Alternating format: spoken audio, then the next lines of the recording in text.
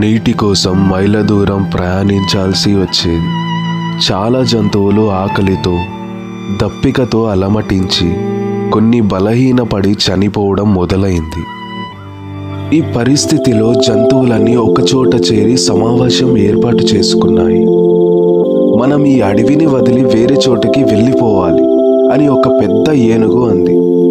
ఇక్కడ మనం బతకడం కష్టమవుతుంది. అవును, అడవి మనల్ని వదిలేసినట్లుంది అని ఒక జింక అంది. అయితే అక్కడే ఉన్న ఒక వృద్ధ సింహం చాలా సంవత్సరాలుగా అడవిలో జీవిస్తూ అడవి గురించి బాగా తెలిసినది. నెమ్మదిగా ముందుకు వచ్చి, మిత్రులారా, కష్టాలు వచ్చినప్పుడు మనం అడవిని నిందించకూడదు. ఇది మన ఇల్లు. ఎన్నో సంవత్సరాలుగా మనల్ని పోషిస్తుంది. వర్షాలు లేకపోవడం వల్ల ఈ పరిస్థితి ఏర్పడింది. అడవి మనకు ఎప్పుడు ద్రోహం చేయదు